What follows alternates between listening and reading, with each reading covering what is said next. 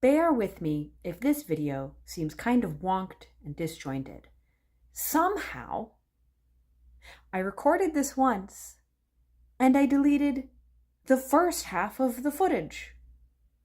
I don't know how I did that. I recorded a bunch of clips and all the other clips are there, but not the first half of the video. So that's about half an hour of footage that I'm missing. I'm going to record at least part of it now, but I have lunch heating up in the oven, so I will have to leave to grab my lunch and eat my lunch, and then maybe I'll finish recording before I have to go pick my kid up from daycare. I don't know. If the video seems disjointed and strange, that is why. Anyway, this video is about feminism in House of Night. Originally, I was doing a video that was just about feminism in PCcast's work, but it was just too broad of a scope and I wasn't really getting into specifics enough. Also because I was looking at feminism like intersectionally, so I was basically covering everything. But this we're just gonna basically we're looking at how like women and women's issues are presented in the House of Night series. I've also written an essay on this. It is on my Medium. You can find it under my, what is it called? My list for like essays and reviews. I will also, if I remember, I'll like specifically link that down below. It's in 2 parts, but I have notes that I will be reading off of.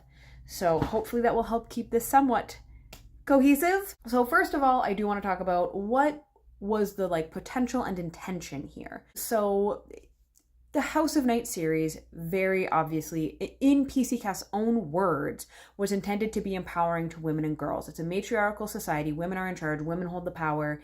And it is supposed to empower girls to like, you know, see themselves as leaders and powerful and capable and stuff. And that's great. I love the idea of a matriarchal society. Some caveats to that, but I love that as a world building concept. I really like the idea of a narrative where the vast majority of the kind of players on the field are women. Like that's the people who are really making the moves. And I think like this is an idea that has lots of potential. And I think it's like in terms of its potential and intentions, it's great. Now, what was actually done? First, let's talk about gender roles in the House of Night. They're very rigid. Women are intuitive and magical, and their affinities reflect that. That's why prophetesses are women, because women are intuitive. And that's why elemental affinities go to women. And, you know, any kind of intuitive or like very magic-y affinity goes to women. Men, by contrast, are warriors. They're very physical and strong. And so they have affinities for things like speed and strength and accuracy and skill with specific weapons and that kind of thing. They have very masculine affinities. This is to the point that Damien, who is a gay man and thus in the logic of this series equated with being a woman and being feminine, he gets a feminine affinity by having an affinity for the air element, which is a particularly feminine element. That's the really only example we have of this line being crossed. There's also like it is mentioned that on the Isle of Skye there are female warriors, but there isn't, I don't think any are named. Zoe doesn't ever really interact with any female warriors. It's just noted that they exist. And that's also like a very exceptional place in vampire society. The Isle of Skye is very much an exception to the rule. Damien is also our only exception to the rule that all high priestesses are women. Damien was a high priest for a little bit, and then he left his role, although I think he's still a high priest on the council, which I'm not sure how that works. But again, he's a gay man, so he gets to be feminine, so he gets to occupy feminine roles. I could also do an entire video just on masculinity in the House of Night and how that's presented, because it is very narrow. There's also like kind of falling under this umbrella, there's lots of like just little comments here and there about the idea of like guy stuff and girl stuff. So Zoe, when she first gets to the House of Night, she's you know, looking around the common room of her dorm and is noting that there's girl stuff like purses lying around. And then later in the series she's in, I think it's some kind of dormitory with Darius, like the warriors' quarters or something. I can't remember specifically where, but it's a place where a bunch of men live, and she notes that there's guy stuff around, like a pool table and darts And I think free weights was another one. Like that's how rigid it is like this is stuff that girls like and are interested in, and this is stuff that guys like and are interested in. And that's a through line throughout the series. Even into the Otherworld series, there's some dismay at the idea of other Jack getting involved in things like warrior training and fighting, because that's guy stuff and he's gay, so he doesn't like guy stuff. So that's gender roles. I'm gonna go get my food and then I'll pick up with the next section. I know I said I was done talking about the gender roles of House of Night, but I do want to highlight really quickly before we move on. There's absolutely no concept of androgyny in the House of Night series. Even in the Otherworld series, no concept of androgyny or non-binariness or anything like that. No concept of transness anywhere. Even in the Otherworld series, which was published between 2017 and 2020. And so, like, PC Cast should have known better. By putting men and women in these really, really rigid roles, I mean, I think it goes without saying that that's super limiting, and that it paints women as not being able to do certain things. And like, we're just mainly focusing on women here. Again, I could do a whole other video about men and masculinity, but it also limits men. Like, men aren't allowed to be intuitive or emotional or delicate. And like, this is to the point that Zoe, the most powerful fledgling or vampire of all time, needs a male warrior to protect her. Zoe can say, fire, burn that, and a person will immolate. But she needs a male warrior to protect her with, like, a knife, because she's a woman. She can't fight. That's the man's job. And there's some lip service occasionally paid to the idea of Zoe being like, I'm strong and I can take care of myself. But then anytime something is actually wrong or she's actually scared, she's like, I'm so glad I have Stark here with his bow and arrow to protect me. And it's like, where is the feminism? Where is the female empowerment here? If the message is, here's the most powerful woman ever. She's literally more powerful than anyone in recorded history. She needs a man to keep her safe. It doesn't make a whole lot of sense. So, language towards women in the House of Night series. Now, one would think that in a feminist matriarchal society where women are in charge and they are not shamed for their choices or their sexuality or whatever, that certain language just wouldn't appear, or if it did appear, it would come primarily from humans and very new fledglings. Alas, such is not the case. I'm going to insert some clips here of language used throughout the series. I'm going to note, I only included instances of specific individual words that are specifically harmful to women. So, bitch, slut, whore, hoe, stuff like that. And I only included instances of women saying these words. And I only included instances of good women who are part of the good guys saying this language. And I excluded Aphrodite, because Aphrodite is just very crass and uses a lot of inflammatory language in general. So when you see the volume of examples and how it spans across the series, bear in mind that this is actually a small fraction of how much this language appears in the series. I also want to note that PC Cast, when talking about slut shaming in this series, in an interview from a few months ago, it's in my other video about PC Cast, it's the lies and oddities of PC Cast. She claimed that the reason why that kind of language was used towards women was because she was just emulating how teenagers talk to each other. And that by about halfway through the series, that really stopped because Zoe had a much better understanding of Aphrodite, and so Zoe wasn't as inclined to slut shame Aphrodite. As you will see from the clips, this is not the case. It keeps going. She's a bitch, those bitches. Stuck up bitches. Hag bitches from hell. I bitch slapped him. Not that I was calling her a bitch, but the analogy seemed scarily accurate. Hag bitch. She's a hateful bitch. Bitchy Aphrodite. Sneaky, spoiled slut. Slutty miss thinking she's all that. Shirts that overpriced Abercrombie try to make us believe aren't slutty. Hell, was I becoming a vampire slut? Slut! Making out like a slut. The biggest hoe in school. Some hoe grinds her booty. Goth hoe store? Me too, you nasty hoe bag. Hag bitch from hell. Psycho bitch from hell. That bitch was telling on you. You bitch. It's the bitch she is. Stank bitch Kayla. Stank bitch Kayla. Hey, hag bitch from hell. Not you and your skanky friends. Blame my mommy because I'm a bitch crap. A hateful bitch. Hateful, selfish bitches. Ya hoe. Hateful slut hag. I didn't usually act like a slut. Definitely not a stank slut like Aphrodite the hoe. A slutty reaction to Heath. Hoish influence. Hoish Aphrodites. Those hoish girls, bitchy and selfish. I'm such a bitch all the time. Terrible bitch. Bitchy, crappy attitude. Still a bitch, but total bitch. You're being a bitch. If we can't call her a hag from hell, can we call her a bitch? Shawnee asked. Hateful bitch would be my choice, twin, Aaron said. Totally bitchy. Bitch! Bitch. Yeah, well, consequences of bitch, Shawnee said.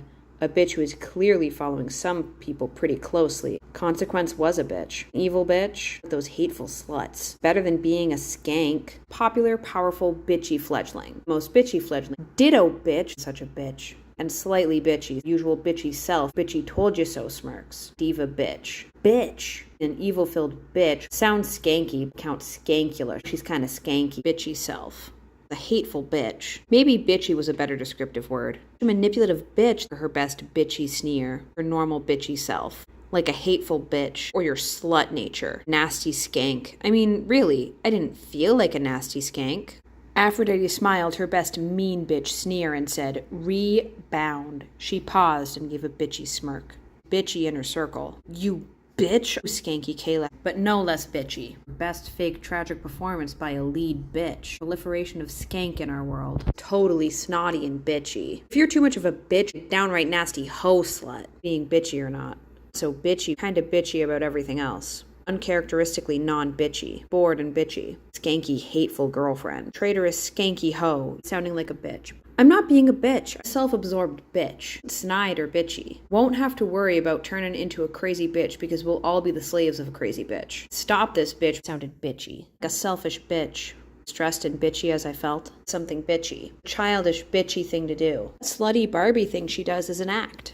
I also want to talk about what I just think is like kind of a strange choice in terms of language use in this series, which is that PC Cast, and it's not just in this series, she does it elsewhere, but PC Cast really likes to take what are otherwise neutral terms and make them feminine. So you take the word sculptor, which just refers to a person who sculpts things, and she turned it into sculptress, which means a woman who sculpts things. There's no real reason to do that. She could have easily said, you know, the sculptor was clearly skilled in her art. And by virtue of saying her art, I would know that the sculptor is a woman. And we wouldn't be, by changing the word from what is its default, it is effectively othering the womanhood of this sculptor. It is targeting and othering the fact that she is a woman, which makes her different from sculptors otherwise. And I think this is particularly interesting. Like, she does this with a bunch of words like sculptress, murderess, monstress. And I think it's interesting that she chooses to do that because it's like putting the fact that they're a woman almost above their actual like actions or accomplishments. And also in contrast, she doesn't use neutral language in other places, such as when talking about police officers. She doesn't say police officer, she says policeman. She doesn't say firefighter, she says fireman. And I just think that's an interesting choice that she, in instances where neutral language readily exists, she opts for the gendered language instead. Now we get into the part where it might start getting a little weird because I know I did this kind of out of order and mixed up when I originally recorded this. And I still have the second half of that footage. So bear with me while I try to make this fit together, but I'm going to talk about the sex shaming in the House of Night. So again, you would think in a feminist matriarchal world, there would not be sex shaming. And yet, not only is the word slut thrown around, but the reasons in which women are called sluts, I mean, they shouldn't be called sluts anyway, but it's for things like, there's a few categories of why this happens. Women are shamed for engaging in specific kinds of sex. So in the first House of Night book, Marked, Zoe stumbles upon Aphrodite trying to give Eric a blowjob. What's really important about this scene is that Eric doesn't want that, but there's barely any commentary on the fact that Aphrodite is assaulting Eric. That's like kind of mentioned once, and otherwise the emphasis is just on, ew, she would give head. That's disgusting. Zoe literally refers to it as something that, like, you know, anyone with a functioning brain knows that it's not cool to be used like that. Like, it's seen as an inherently demeaning and gross act. And that's like the first instance that we meet Aphrodite. And this is the foundation of her being slut shamed through many, many, many books. There's also a lot of shaming towards Neferet and her. There's a few different scenes where she is interested in or like engages in things that could be construed as like essentially BDSM. Like, she enjoys giving and receiving pain, and this is seen as very depraved and gross. So like the idea of a woman being into kink is bad. Notably, there is an instance of this with men too, but again, that could be a whole other video. But it more generally happens with women being treated as gross and profane for liking things like kink. There's also plenty of examples of women being shamed for how they dress. Notably, Aphrodite gets this a lot. She gets shamed for how much cleavage she shows, how tight her clothing is, how short her skirts are. But this also happens with other characters. I'm going to get into more specifics later. But like, Aaron is shamed for wanting to do a wet t-shirt contest. Now, notably, this ties in, I mean, all of this ties into the following point, but a lot of the characters who are shamed are specifically shamed because they are antagonistic, which leads us to our next point.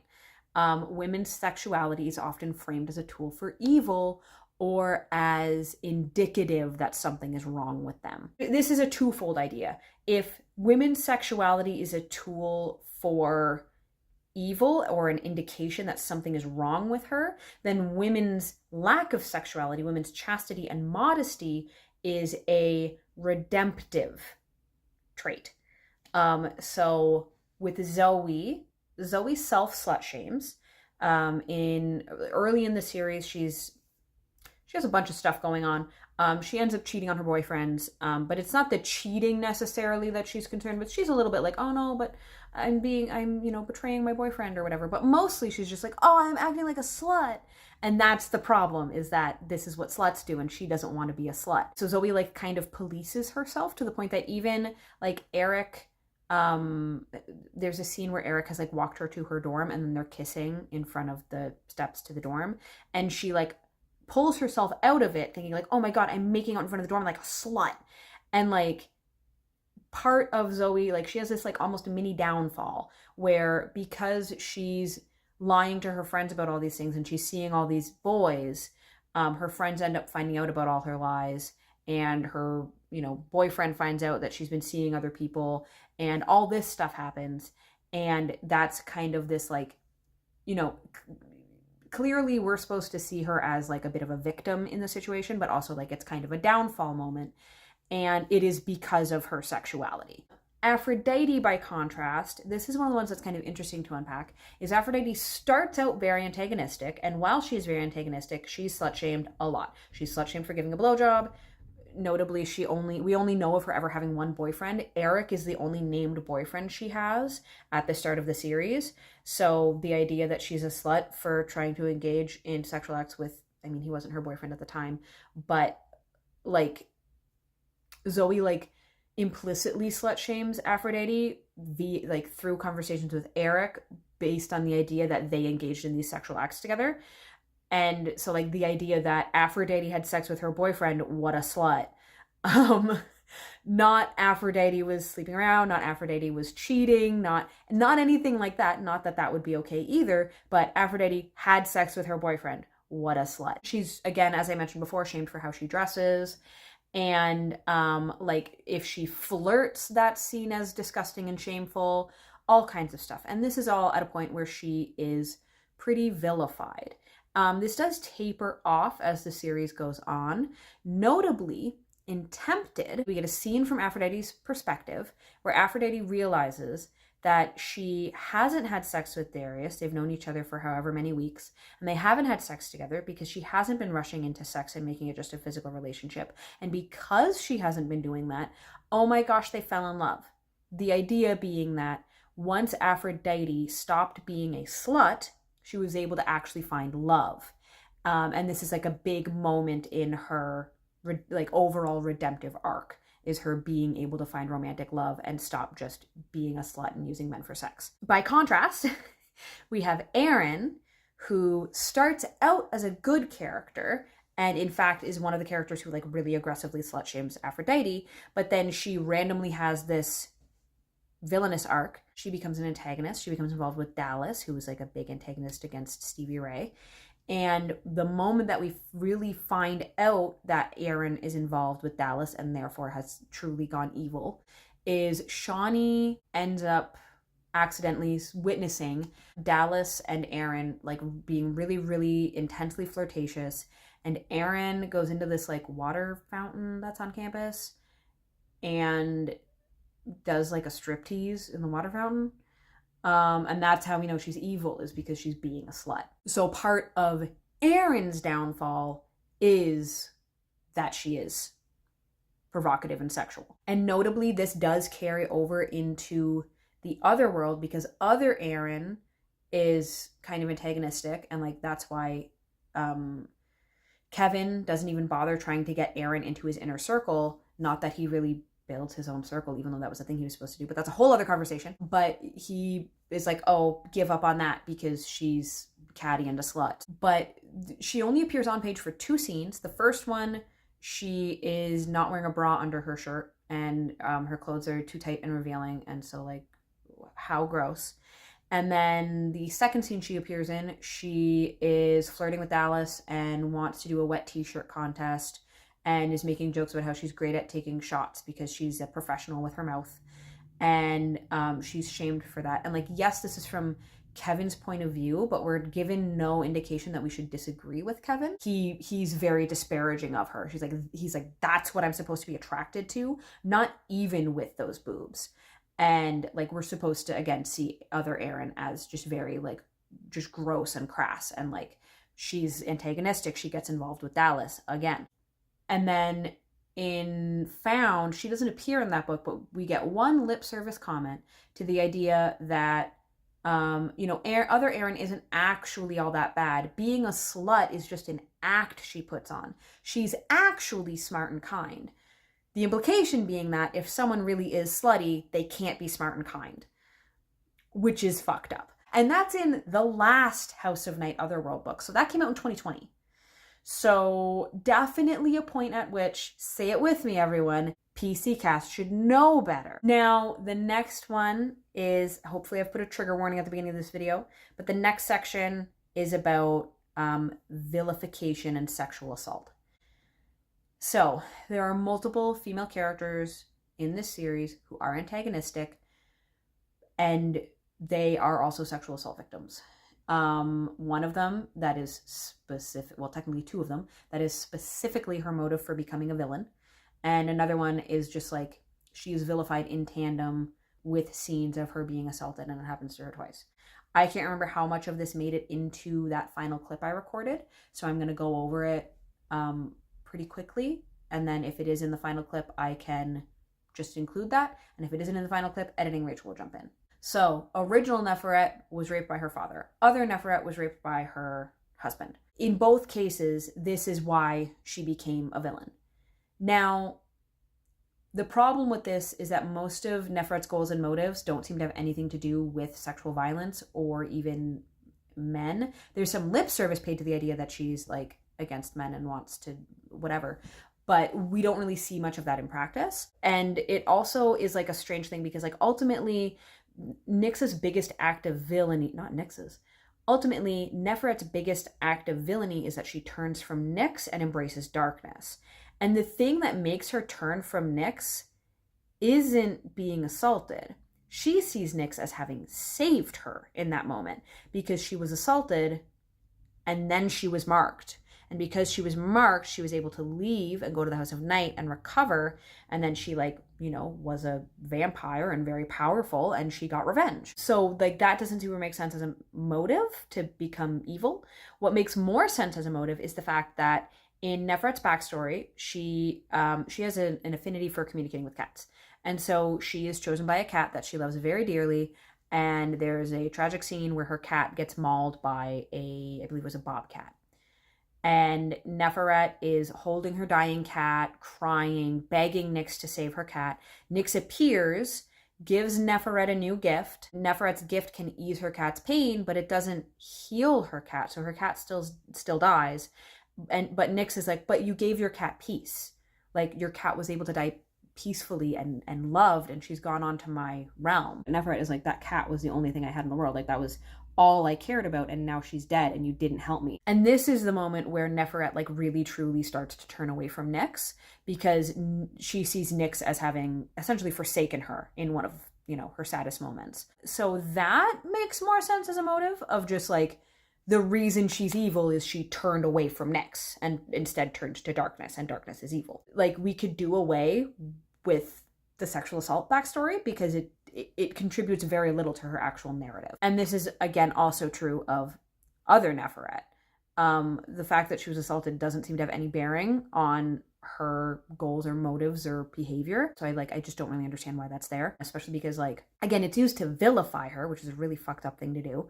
And it also, like, Zoe uses her status as an assault victim and her trauma from that as a weapon against her. There is a scene where Zoe, via magic, makes Neferet relive being assaulted, and that's how she defeats Neferet in that scene, which is fucked. Like, I don't really know any other way to assess that other than you had your hero, the good character, defeat the villain, the bad character, by making the villain relive a horrific sexual trauma that occurred to her when she was 16 and has zero bearing on anything that's happening.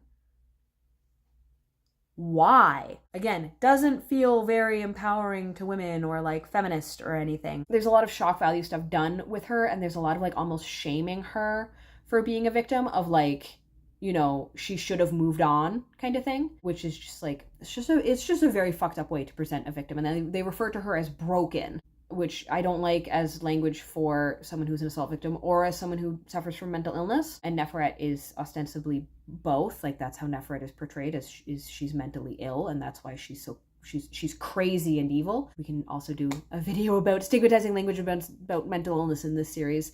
I got a lot of topics I could cover. But the point is, it's used as a tool to vilify Neferet. We also have Becca, who is one of Zoe's classmates, and when she's first introduced, she's, like, kind of gaga over Eric, which, oh, that's Zoe's ex-boyfriend, how dare she? Even though Zoe and Eric are broken up, so, like, what claim does she have to, like, girls are allowed to look at him, whatever. But then later, there's a scene where Stark, when he is under the influence of darkness and therefore evil, he assaults Becca, and he uses, in this world, feeding is an arousing and erotic experience. So he's feeding from her, and she, like,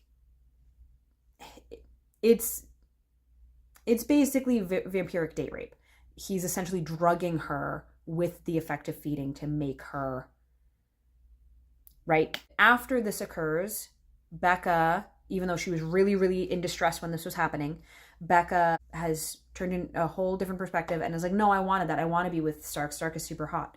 And it's because she's being brainwashed, because that's a thing that Kelowna and Neferet are doing to the student body. They're making them brainwashed. And so she sees Stark as desirable, and she wanted that to happen, and it was actually fine. Zoe, like, aggressively shames and degrades Becca for this, even though she knows Becca is being mind controlled, but she shames Becca for being raped and being mind controlled after. And then later, there's a scene with Becca where Aurochs, who is Heath reincarnated because Heath died, and then Neferet made this creature that was supposed to be a weapon for her, but it was soulless, and so Nyx put Heath's soul in the soulless creature, so now it's Heath reincarnated effectively. And he assaults Becca, and at first Becca is, like, coming onto him and invites him to, you know, be physical with her, and she bites him, and then she freaks out because his blood doesn't taste right, but he like keeps going. And in this scene, Becca is portrayed as like mean, and like they get interrupted by Dragon, and Dragon like chastises Becca for, I can't remember exactly how it's phrased, but basically like not being clear on what she wants, which is fucked up. You can change your mind, fuck off.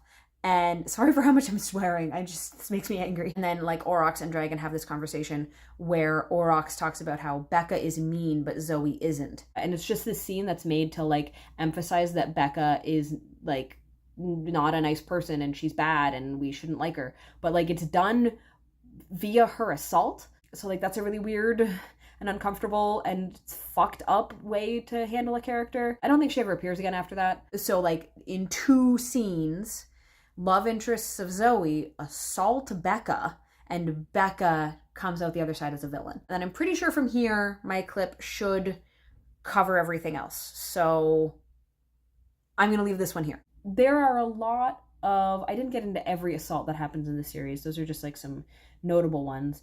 But there are a lot of characters in this series who engage in some form of assault or sexually inappropriate behavior towards other people, and most of them are men, and a lot of them are redeemed, so or never vilified in the first place. So we'll go down the list. We have Heath, who continually will like Zoe accidentally imprinted with him, and after this imprint forms, there are many scenes where he will intentionally cut himself because he knows that Zoe cannot resist his blood.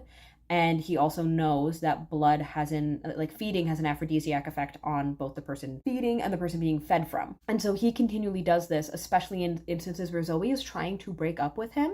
And he will stop her from breaking up with him by essentially drugging her and forcing her to feed from him because she can't resist his blood. She doesn't have that level of self-control yet. She's a fledgling. And this happens multiple times. Because I didn't state this directly in the clip, and I want to make sure I'm clear about this. Heath is not presented as villainous for doing this at all, and out of text, when the author has been questioned about this, she says Heath did not assault Zoe. This was not assault. So Heath is not vilified for this in any way whatsoever. There is Lauren, who is a professor who seduces Zoe and has sex with her. This is presented as out of text. PCcast talks about him as like a villain, but she does not say that Zoe was raped, even though this is categorically statutory rape in terms of the age gap and also the fact that he is her professor. It's statutory rape. But in text, it's not presented that way. He's not evil because he seduced her and had sex with her. He's evil because he lied to her, and he was actually in league with Neferet the whole time. And then we have Eric, who he becomes Zoe's professor. He completes the change and he becomes a professor, and through his role as Zoe's professor, he forces her to engage in a monologue with him because he's her drama teacher. And in the monologue, he is physically forceful towards her. Like he pretends to grab her he actually grabs her by the throat. And he kisses her. He forces a kiss on her in front of all of her peers. And that's never presented as villainous. It's just presented as dramatic and complicated, and Zoe's confused. We have Stark, who we already talked about, assaulting Becca. He is redeemed. He was only doing that because he was under the influence of darkness. Don't blame him. It was the darkness. Even though it's later established that no, the things that people do under the influence of darkness, it's because it's their choice. It's all about free will. And if they let the darkness influence them, then that means they're a bad person. But not Stark. There's Kelowna, who is a murderer, enslaver, and serial rapist who terrorized the Cherokee people for, I believe, at least decades. It's not clear the exact timeline, but he terrorized them for a long time. His redemption arc centers him being a better dad and being nicer and choosing Nyx's path again. And he gets fully redeemed, completely, totally redeemed. He doesn't have to pay any kind of reparations to the Cherokee people in any way. Even though he's a demigod and he probably could. There's Aurochs, who, as I said before, is Heath reincarnated and carrying on Heath's legacy. Heath's, oh my god, I can't speak, I've been talking too long. And he carries on Heath's legacy by assaulting Becca and is never vilified for it or pays any kinds of consequence for it. He also does similar things to Heath to Zoe in getting her to feed from him, and again, never vilified for this. He has he's a good guy the whole time, and he gets to, even though he's created as a soulless creature, he gets to have a soul and be sent to Nyx's realm, and he gets to, you know, rest in peace and all this stuff, and he gets a whole redemption arc. He was a villain because he was created to serve Neferet as a creature of darkness. He wasn't a villain because of the sexual assault. So we have a trend of like, we have these sexual assault victims where they are vilified or blamed for their sexual assault, and it's like their villain origin story. But then we have so many rapists who, all men, even Aphrodite, you know, we could include in this list, but there's no real concern about her assaulting Eric because assault against men isn't regarded the same way as assault against women. But even in all these cases where men are assaulting women, they get fully redeemed for it. So all of that is to say, the way women and women's issues are presented in the series is like pretty harmful. And I also want to emphasize, this is non-exhaustive. There's more I could have talked about, particularly because this is just me going off of memory. I haven't gone back through the series and taken a whole bunch of notes on things. If I went back through the series, I'm sure I'd find way more. I'm considering doing an extended version of this video where I go into the way feminism as a theoretical framework is engaged with in the series, in terms of stuff like the way characters talk about misogyny or toxic masculinity, or like if anything like that comes up. Not a lot of it does come up, but I know it's in there. But I would particularly like to do that examining PCcast's other work, and if I do that, I would probably do that as an extended video for Patreon, just because like it's gonna be a lot, and it's a lot of work to do. I would like to put it on Patreon and at least get like a couple bucks for it. But all of that being said, this series, I think I've demonstrated pretty well that this series has a lot of harmful content towards women. And I do want to note that I mostly talked about the original series here, but it does extend into the Otherworld series. Like I mentioned, the part honey, part whore thing, the way Other Aaron is presented. Hi, Editing Rachel here, realizing I didn't talk about the part honey, part whore thing because I didn't really get into unpacking Neferet's sexuality as like slut shaming against Neferet, and that as a tool to vilify her when I was going over like Zoe and Aphrodite and Aaron. In the original video, like the original clip that I lost, I did talk about Neferet in there. I'm going to do it very quickly here. Neferet's villainy, not only in terms of her villain origin story, but just her villainous acts are tied to her sexuality, the way she dresses. She uses sex as a tool to manipulate men. The part honey, part whore thing specifically references a moment in the Otherworld series where other Neferet is giving a speech to her soldiers, and she's wearing a revealing outfit, and Aphrodite notes that like this revealing outfit like keeps the men totally distracted and totally besotted with her, and they can't think of anything because they're so aroused. And so they can't think for themselves anymore. And she describes Neferet's smile as part honey, part whore. There's also, I'm trying to be quick, there's also a whole thing of original Neferet, part of her villainous descent and falling into darkness, and specifically allying herself with the white bull being the bull of darkness, is that she engages in bestiality with the white bull. It's not like really on page, but it's very clearly implied. And so once again, her sexuality is part of her depravity and villainy, and the ways in which she has sex are part of what makes her evil. This also ties into her being into kink and BDSM. And so basically like every instance of Neferet's sexuality, Neferet and other Neferet, every instance of their sexuality being exhibited in some way in the series is part of her being villainous. But it's one of those things of, as much as PCcast intends to write stuff that is empowering to women and centers women and women's concerns and shows women being, you know, in charge and it's matriarchal and all this stuff, in actual practice, that's really not the case. Like I want to go back to all of that stuff about like language against women. And I think it's really notable that in a society that's supposed to be matriarchal, women still call each other bitches, which to me shouldn't be the case. There's also, I could also discuss, and I'll just go into this very briefly, there's many instances of characters, women, describing the way someone reacts to something, like someone gets scared and they scream, and that person is kind of demeaningly described as screaming like a girl, which again, if this is a matriarchal society and women are viewed very positively, why are we using comparisons to women as insults? This also happens a lot with Damien. Damien being called Miss and Queen is kind of done in a demeaning way. And as I said before, I could do a kind of parallel video to this regarding masculinity and men in the House of Night and how all of that is handled. But for now, I think I've made my point, I hope. If this was done better, I would say the first 2 or 3 books having some issues with like slut shaming and derogatory language to women and blah blah blah, especially from the characters who are just entering the House of Night. I think that's fine, especially because the timeline is so truncated. So it's like, okay, by the time they've been at the House of Night for like 3 or 4 months, they are starting to get more accustomed to what the actual norms and standards are here. But that being said, if there's a scene where a character calls another woman a bitch, and there's a professor nearby, or even just an older student nearby, like a 6th former, like Aphrodite, they should be very quick to go, we don't talk to women that way here.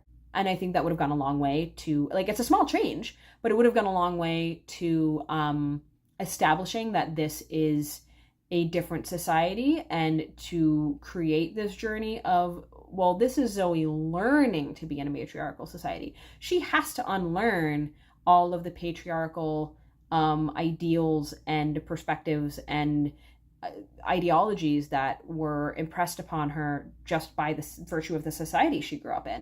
And that would have made for like a much more interesting, it would have been interesting from a character growth perspective.